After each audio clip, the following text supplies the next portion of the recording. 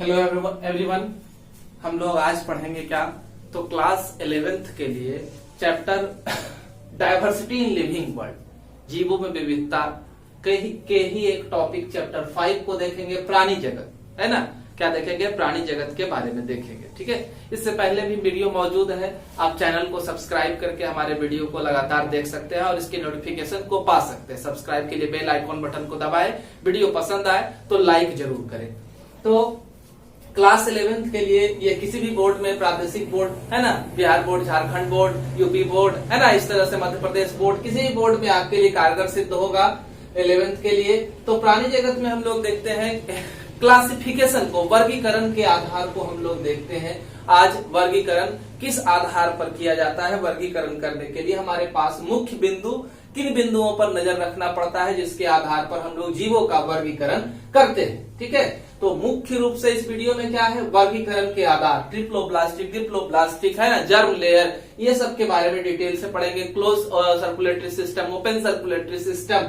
तो सबसे पहले हम लोग देखते हैं वर्गीकरण के आधार क्या है ना? हम लोग देखते हैं कि हमारी पृथ्वी पर क्या है, बहुत तरह के जीव जंतु पाए जाते हैं। जीवों में विविधता है, हर एक प्रकार के जीव जंतु है। लेकिन अगर हम लोग देखें तो आरंभिक स्तर पर विभिन्न प्राणियों के आकार, आकृति में हमें भिन्नता दिखाई देती है। क्या दिखाई देती है? भिन्नता दिखाई देती है। भिन्नता के बावजूद भी, भिन्नता किस तरह की होती है? आकार, आकृति, है ना, और लेकिन फिर भी हम लोग उसके अगर इंटरनल स्ट्रक्चर को देखते हैं तो उनका कोशिका का अरेंजमेंट, कोशिका की स्थिति, है ना, शारीरिक सम्मिति, और क्या तो उनके बॉडी में सीलोम, बॉडी कैविटी है या नहीं है, और क्या तो अंग तंत्र किस तरह के हैं, नहीं है ना, पहले में कौन था, आगे वाले में कौन जुड़ा, पीछे वाले में कौन हटा। तो इस तरह की व्यवस्था को हम लोग देखते हैं और ये सब जैव व्यवस्था के अंतर्गत आते हैं। हम लोग देखेंगे जैव व्यवस्था के स्तर को, है ना,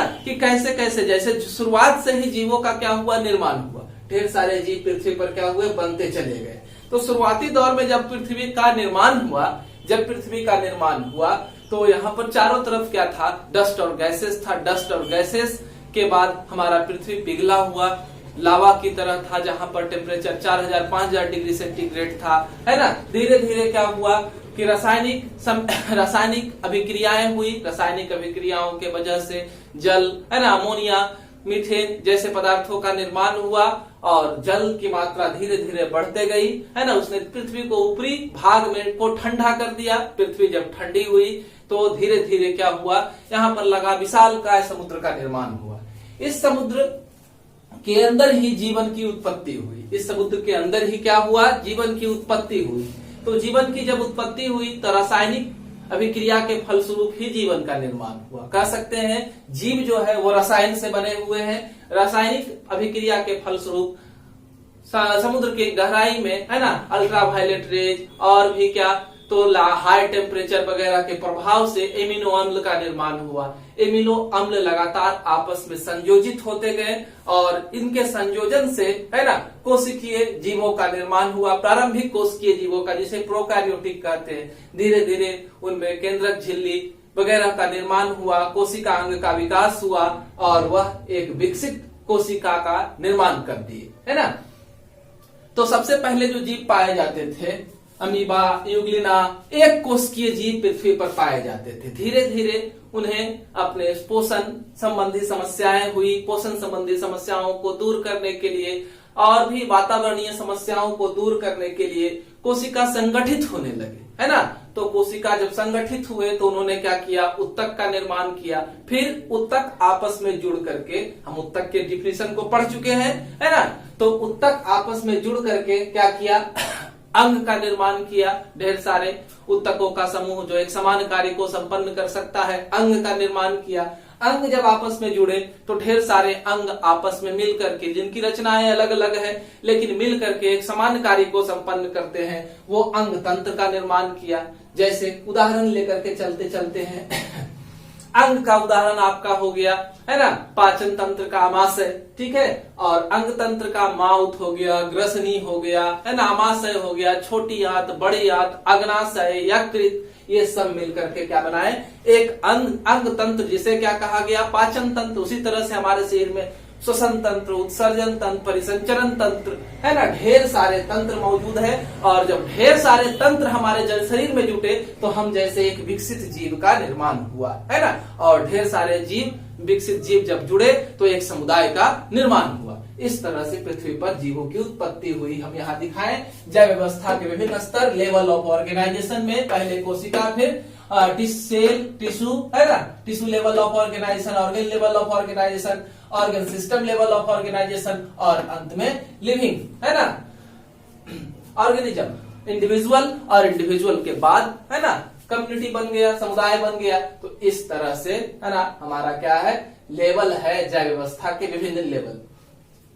अब हम लोगों को पढ़ना है वर्गीकरण का आधार। तो वर्गीकरण के आधार में पहले देखा जाता है ये रुधिर परिसंचरण तंत्र, है ना। रुधिर परिसंचरण तंत्र क्या है, जिसके द्वारा रक्त का परिसंचरण शरीर के अंदर होता है। रक्त का परिसंचरण हमारे शरीर में क्यों होता है, तो रक्त का परिसंचरण हमारे शरीर में इसलिए होता है क्योंकि हमारे शरीर के अंदर भोज्य पदार्थ, है ना, उत्सर्जी पदार्थ, गैस का विनिमय, आयन आदि का विनिमय आसानी से हो सके, इसीलिए हमारे शरीर में, विकसित जीवों के शरीर में परिसंचरण तंत्र पाया जाता है ना।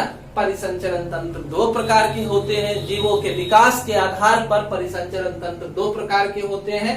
पहला है खुला रुधिर परिसंचरण तंत्र, खुला रुधिर परिसंचरण तंत्र, ओपन ब्लड सर्कुलेटरी सिस्टम। तो ओपन ब्लड सर्कुलेटरी सिस्टम में क्या है कि हृदय से रुधिर रक्त को, है ना, हृदय से रुधिर रक्त को क्या करती है, वाहनिकाएं, वेसल्स, नलियां ले जाती है शरीर के विभिन्न अंगों तक, शरीर के विभिन्न अंगों तक। और फिर हृदय क्या करता है, अगर हृदय की उपस्थिति हुई उस कंडीशन में, है ना, विभिन्न अंगों तक, फिर हृदय जो है उस रक्त को वापस कहा, तो हमारे शरीर के देह गुहा में उड़ेल देता है ना। देह गुहा किसे कहते हैं, तो देह गुहा उस स्थान को कहते हैं जहां पर हमारे अंग तंत्र व्यवस्थित होते हैं। शरीर के अंदर अंग जहां रखे होते हैं उस खाली स्थान को ही देह गुहा कहा जाता है। तो देह गुहा को साइनस भी कहा जाता है। और ढेर सारे साइनस जब मिलते हैं आपस में तो वो हीमोसील, है ना, क्या बनाते हैं, हीमोसील का निर्माण करते हैं। किसका निर्माण करते हैं, हीमोसील बनाते हैं। बॉडी कैविटी जिसमें रक्त बहता है उसे ही क्या कहते हैं, हीमोसील कहते हैं। जैसे कॉकरोच में आप देखेंगे तो कॉकरोच में क्या होता है, रक्त एक गुहा में बहता है और उस गुहा को ही क्या कहते हैं, हीमोसील कहा जाता है। और क्या है कि इस तरह के ओपन सर्कुलेटरी सिस्टम में जैसे हमारे यहाँ कैपिलरी पाई जाती है, रक्त केशिकाएं पाई जाती है, वो रक्त केशिकाएं उपस्थित नहीं होती है ना। खुला रुधिर परिसंचरण तंत्र में ब्लड कैपिलरी, रक्त केशिकाएं अनुपस्थित होती है। फिर हम लोग चलते हैं, ये आपने समझा किसा, खुला रुधिर परिसंचरण तंत्र को समझा। यह तेलचट्टा वगैरह आर्थ्रोपोडा समुदाय के जीवों के अंदर पाया जाता है ना। अब हम लोग देखेंगे बंद रुधिर परिसंचरण तंत्र, क्लोज सर्कुलेटरी सिस्टम को देखेंगे। तो क्लोज सर्कुलेटरी सिस्टम के अंदर होना किसको किसको है, वेन को होना है, आर्टरी को होना है, कैपिलरी को होना है, हार्ट को होना है, और इसी के द्वारा परिवहन होगा। तो इसमें क्या होता है, एक ऐसा परिसंचरण तंत्र है जिसमें हृदय से रक्त को धमनियां, आर्टरी लेती है और फिर वह विभिन्न अंगों तक उस रक्त को स्थानांतरित करती है। अंगों तक रक्त को स्थानांतरित करने में जरूरत पड़ती है किसकी, तो रक्त केशिकाएं की, है ना। रक्त केशिकाएं क्या करती है, रक्त केशिकाएं उन रक्तों को पहुंचा देती है किसके पास, हृदय के पास। किसके पास पहुंचाएगी, तो हृदय के पास पहुंचाएगी वापस, है ना। तो हृदय के पास जाने के लिए, अंगों से वापस हृदय तक जाने के लिए वेन्स मौजूद होंगे, है ना, सिरा मौजूद होगा और सिरा उसको हृदय तक वापस पहुंचाने का काम करेगा। तो इस तरह से बंद रुधिर परिसंचरण तंत्र का पूरा आइडिया यहाँ पर दिया गया है। इसको देखे, इसमें केशिकाएं परसेंट होता है, यह एनिलिडा और जितने सारे वर्टिब्रेट्स हैं, कशेरुकी जिनमें रीढ़ की हड्डियां पाई जाती है ना, उसमें बंद रुधिर परिसंचरण तंत्र पाया जाता है। ठीक है, बंद रुधिर परिसंचरण तंत्र किसमें, तो एनिलिडा और कशेरुकी ग्रुप में पाया जाता है। उसके बाद हम लोग देखेंगे शारीरिक सममिति को, फिजिकल सिमेट्री। ये क्या चीज है ना, तो जंतुओं के शारीरिक अंगों के बीच, जंतुओं के शारीरिक अंगों के बीच ज्यामितीय संबंध को ही क्या कहा जाता है, शारीरिक सममिति कहा जाता है। जंतुओं के शारीरिक अंगों के बीच ज्यामितीय संबंध को ही क्या कहते हैं, शारीरिक सममिति कहते हैं। ये 3 प्रकार के होते हैं मुख्यतः। पहला है द्विपार्श्व सममिति। द्विपार्श्व सममिति को किसको कहते हैं, बायलैटरल सिमेट्री इसका नाम है।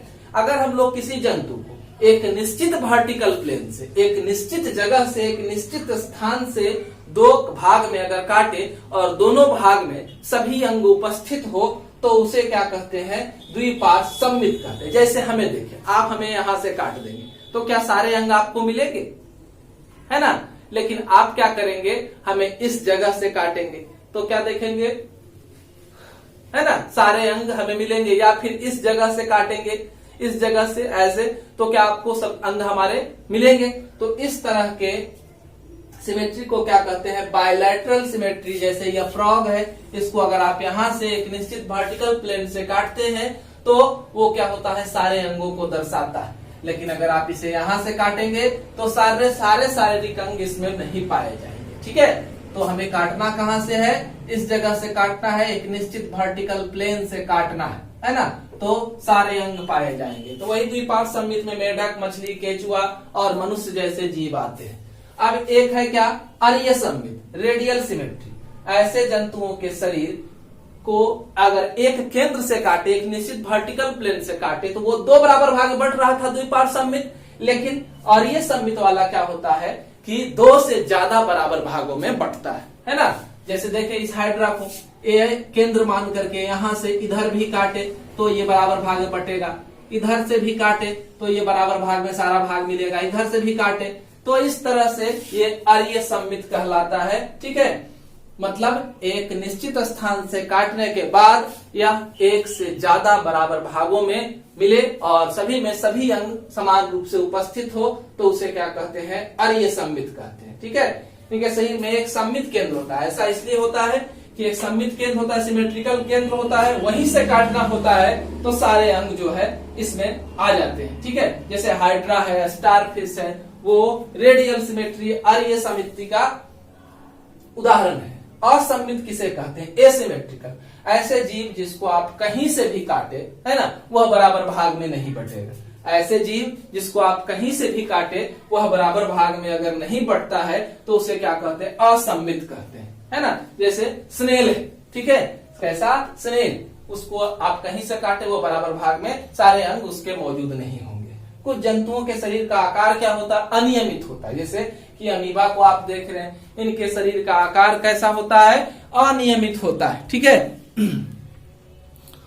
उसके बाद हम लोग चलते हैं जर्म लेयर के बारे में, है ना। किसको पढ़ेंगे, जर्म लेयर को पढ़ेंगे। जर्म लेयर किसको कहते हैं, तो जब कोशिकाएं, जब जीव क्या करते हैं, वृद्धि विकास करते हैं, मतलब जायगोट बनता है, जायगोट विभाजित करके ढेर सारी कोशिकाओं का समूह बनाता है। तो ये कोशिकाएं क्या करते हैं, जब लैंगिक जनन जीवों का निर्माण होता है तो सबसे पहले जायगोट बनेगा। जायगोट बनने के बाद वह लगातार विभाजित होता है और ढेर सारी कोशिकाओं का समूह बनाता है। ये कोशिकाओं के समूह फिर एक सतह में व्यवस्थित होने लगते हैं, जिससे उस जीव के सारे अंगों का निर्माण होता है। इसे ही हम लोग क्या कहते हैं, जर्म लेयर कहते हैं। तो जीव 2 तरह के होते हैं। कुछ जीवों में 2 जर्म लेयर से सारे शारीरिक अंगों का निर्माण होता है, कुछ जीवों में 3 जर्म लेयर से सारे शारीरिक अंगों का निर्माण होता है। ठीक है, तो जिससे 2 जर्म लेयर से अगर होगा तो उसको क्या कहेंगे, डिप्लोब्लास्टिक ऑर्गेनिज्म। अगर 3 जर्म लेयर से पूरे शरीर का निर्माण होगा तो उसको क्या कहेंगे, ट्रिप्लोब्लास्टिक ऑर्गेनिज्म कहेंगे, है ना। डिप्लोब्लास्टिक में 2 लेयर होगा, एक्टोडर्म और इंडोडर्म, है ना। क्या होगा, एक्टोडर्म और इंडोडर्म। ये आप देख रहे हैं यहां से यहां तक एक्टोडर्म है और ये वाला हिस्सा, है ना, इंडोडर्म है। और ये बीच में जो दिख रहा है वो एक चिपचिपा लेयर है जिसे मीजोग्लिया कहा जाता है। क्या कहते हैं, मीजोग्लिया कहा जाता है। ठीक है, अब ट्रिप्लोब्लास्टिक में देखें 3 जर्म लेयर, पहला बाहर वाला एक्टोडर्म, बीच वाला मीजोडर्म और अंदर वाला इंडोडर्म, है ना। यह 3 लेयर का निर्माण कर रहा है। और बीच में सीलोम बॉडी कैविटी बनेगा, है ना, और इसी तीनों लेयर से शरीर के सारे अंगों का निर्माण होगा। अब क्वेश्चन उठेगी कि द्विस्तरीय जीवों का नाम बताएं, तो सिलेंट्रेटा ग्रुप के जितने सारे जीव होंगे वो क्या होंगे, डिप्लोब्लास्टिक होंगे, है ना। ट्रिप्लोब्लास्टिक में कौन आएंगे, प्लैटीहेल्मिन्थ से उठा करके कॉर्डेटा तक चले जाएं, है ना, ऑब्जेक्टिव क्वेश्चन है। तो प्लैटीहेल्मिन्थ से कॉर्डेटा तक चले जाएं, वहां पर जितने सारे जीव होंगे सब क्या होंगे, तो ट्रिप्लोब्लास्टिक होंगे, ठीक है। तो ये डायग्राम है डिप्लोब्लास्टिक का, ये डायग्राम ट्रिप्लोब्लास्टिक का। अब हम लोग यहाँ पर पढ़ेंगे सीलोम के बारे में। सीलोम किसे कहते हैं, तो देह भित्ति और पाचन नली, देह भित्ति और पाचन नली बीच में है, के बीच जो खाली स्थान है उसे ही क्या कहते हैं, सीलोम कहते हैं, है ना। तो जीव तीन तरह के होते हैं, एक होते हैं सीलोमेट, जिसमें नॉर्मल एक बॉडी कैविटी पाया जाता है, इसी के अंदर सारे ऑर्गेन्स जो होते हैं, इंटरनल ऑर्गेन्स व्यवस्थित होते हैं, और इस तरह के जीवों को सीलोमेट जीव कहा जाता है। एक जीव होते हैं एसीलोमेट, है ना। एसीलोमेट में क्या है, तो सीलोमेट में कौन कौन आता है, पहले उसका नाम सुन ले। सीलोमेट में Annelida, Mollusca, arthropoda, Echinodermata, Hemichordata, Chordata. Coelomate जिसमें देह गुहा उपस्थित रहेगा, देह गुहा उपस्थित रहने वाले जीवों में नाम है एनिलिडा, मोलस्का, आर्थ्रोपोडा, इकाइनोडर्माटा और हेमिकॉर्डेटा तथा कॉर्डेटा। इसके सारे जीव जो है वो सीलोमेट होंगे। एसीलोमेट बॉडी कैविटी अनुपस्थित रहेगा, शरीर के अंदर गुहा जो है वह नहीं रहेगा, सारे ऑर्गन्स जो है बॉडी के अंदर, बॉडी के वाल से चिपके हुए होंगे, इन्हें निकालना मुश्किल है, शरीर को से सटे हुए होते हैं। तो इसमें आते हैं प्लैटीहेल्मिन्थ, इसमें कौन आते हैं सेलिमोट में, तो प्लैटीहेल्मिन्थ। एक मिथ्या सिलोमेट है, सीडोसिलोमेट कहा जाता है इस तरह के जीवों को। इसमें क्या होता है, मालूम चलता है कि बॉडी के अंदर एक से ज्यादा कैविटी है, लेकिन रियल में एक भी कैविटी नहीं होता है, सारे इंटरनल ऑर्गन्स जो होते हैं बॉडी वाल से जुड़े हुए होते हैं, ठीक है। तो इस तरह के जीव को सीडोसिलोमेट कहते हैं। इसमें आता है एस्कीहेल्मिन्थ। सीडोसिलोमेट का एग्जाम्पल कौन है, तो एस्कीहेल्मिन्थ। मिथ्या सिलोमेट जीव का उदाहरण कौन है, एस्कीहेल्मिन्थ है, ठीक है। उसके बाद है एक शब्द खंडीकरण, है ना, सिगमेंटेशन। तो बहुत सारे जीव जैसे आप अर्थवर्म को देखे हैं, केचुआ को देखे हैं, तो पूरा शरीर कैसा लगता है, पूरा शरीर इनका लगता है कि इस तरह से शरीर के ऊपर ढेर सारा खंड पाया जा रहा है। तो ऐसे जीवों का जिसके शारीरिक शरीर में आंतरिक और बाह्य रूप से सेगमेंट पाया जाए, लेकिन सारा जुड़ करके एक पूर्ण शरीर का निर्माण करे, तो ऐसे जीवों को क्या कहते हैं, सेगमेंटेड जीव कहते हैं। और यह व्यवस्था खंडीकरण सेगमेंटेशन कहलाता है। केचुआ हो गया, है ना, और इसी के आधार पर लिखेंगे कि कौन सा जीव सेगमेंट, जैसे हम लोग के ऊपर सेगमेंट है नहीं है, तो हम लोग ए सेगमेंटेड है ना। और अर्थवर्म जो हो गया केचुआ, वो सेगमेंटेड है। नोटोकॉर्ड किसको कहते हैं, नोटोकॉर्ड जो होता है वह मीजोडर्म से बनता है ना। मीजोडर्म से भ्रूण विकास, जब भ्रूण का निर्माण, एम्ब्रियो का निर्माण होता है, उसी समय पृष्ठ भाग में नोटोकॉर्ड बनता है। आज हम जब भ्रूण में थे तो हमारे पास नोटोकॉर्ड था, काला डंटा के आकार का रचना, लेकिन जब विकसित जीव होता है तो यही वर्टिब्रल कॉलम में परिवर्तित हो जाता है। नोटोकॉर्ड ही वर्टिब्रल कॉलम, है ना, कॉर्डेट में बदल जाता है। और नोटोकॉर्ड सिर्फ किसमें पाया जाएगा, तो जिसमें पाया जाएगा उसे कॉर्डेटा कहेंगे, रीढ़धारी कहेंगे, और जिसमें नहीं रहेगा उसे क्या कहेंगे, नन कॉर्डेटा कहेंगे। नन कॉर्डेटा कौन कौन है, पॉरीफेरा से लेकर के, है ना, इकाइनोडर्माटा तक के जीव जो है वो क्या है, नन कॉर्डेटा की श्रेणी में आते हैं। तो आज हम लोगों ने वर्गीकरण के आधार के बारे में पढ़ा कि वर्गीकरण करने के लिए किन बिंदुओं का मुख्यतः ध्यान रखना होता है। वीडियो अगर पसंद आए तो लाइक करें, है ना, चैनल को सब्सक्राइब जरूर करें।